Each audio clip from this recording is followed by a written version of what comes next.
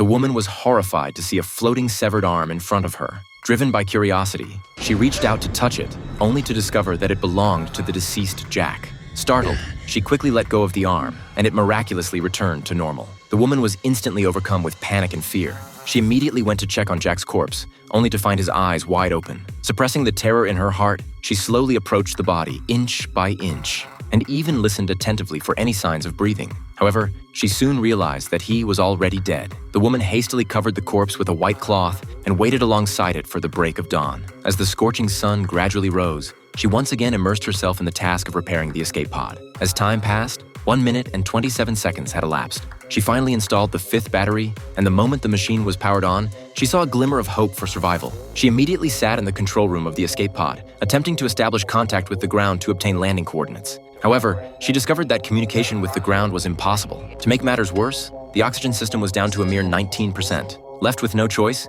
she resorted to calculations to determine the trajectory and landing coordinates. By the time she finished the calculations and entered the results into the computer, an entire hour had passed. Looking at the countdown in her hands, she knew her chances of survival were slim. With a heavy heart, she left a final message for her family, expressing her longing for her husband and daughter. She then left the tablet in the space station, hoping that her family would one day find the message. She closed the steel door of the escape pod's control room and tightly secured it with screws. After completing these tasks, she put on her escape suit, securely locked the second section of the escape pod, fastened her seatbelt, and connected the oxygen tube. Unexpectedly, another mishap occurred. Just as the woman pressed the detachment button, preparing for the escape pod to separate from the space station, she discovered that bolt number 6 was stuck. Seeing the constantly flashing malfunction light, she immediately consulted the manual, only to find out that it required 2 people working together, both inside and outside, to resolve the issue. However, there was no one else left in the space station, causing the woman to panic instantly. The ground crew, watching the countdown on the screen, still couldn't detect any signs of life above. Everyone was waiting for a miracle to happen, but even in the final second, no distress signal was received from any survivors.